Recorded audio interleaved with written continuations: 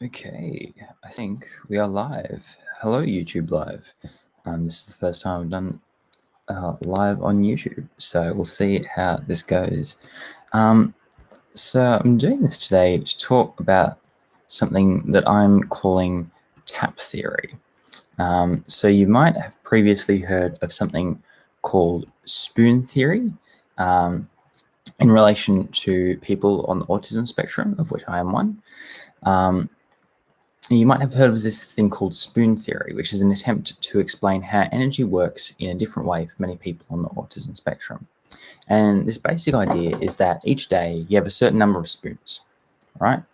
And then each action that you do during a day requires you to use a specific number of those spoons, say 3 spoons for getting dressed or 5 spoons for having breakfast. The numbers will be different for each person. But the point is that you can't do things to get more spoons, and once you're out of spoons, that's pretty much it until the next day. Getting to low or no spoons could look different for different people, but it could mean becoming non-verbal, going into meltdown or shutdown mode, or just not being able to do anything else that day. There are a few more complexities to it, but that's kind of the gist. And I'll try and find a link that I can put in the description down below if you want to look a bit more at it.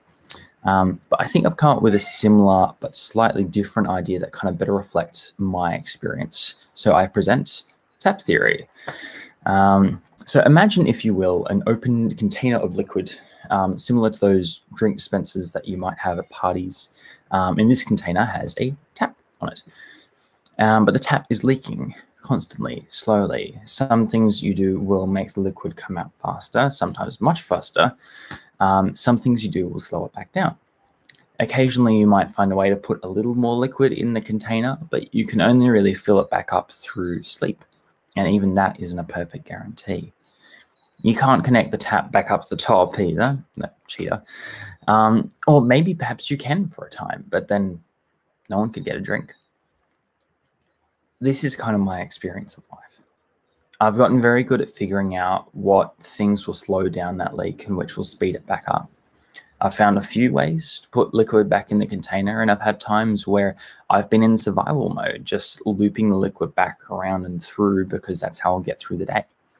For instance, I know that if I'm out with a group of people, but I don't have something specific that we're doing or someone that I'm interacting with, I'm going to be leaking crazy fast. That tap is going to be leaking.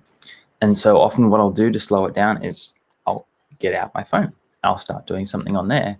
And to many people, that might look like I'm being antisocial. But for me, it's my coping mechanism.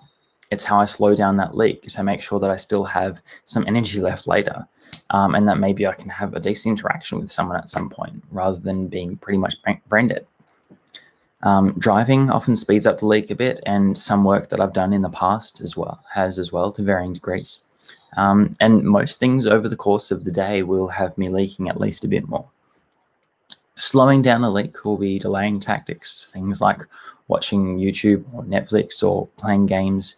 These don't usually use up much energy, but also don't really drain me. They're a decent way of staying at about the same energy level most of the time.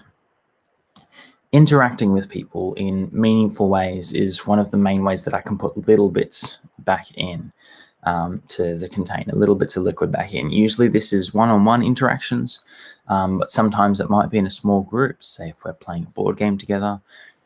And in a sense, these are kind of still using energy, but they also typically leave me feeling recharged afterwards.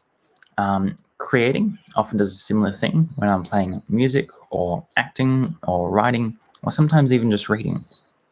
These things help me to go for a bit longer and are often the highlights of my day. So that's my attempt at explaining how energy works for me. Perhaps this is how it works for you as well, though different things will cause more or less leaks for you from that tap. Let me know what you think, if this resonates with you, or if you disagree or have another idea. I'm interested in hearing your thoughts down in the comments section below, and feel free to follow me to hear more about my ideas on autism and other bits and pieces. Bye for now.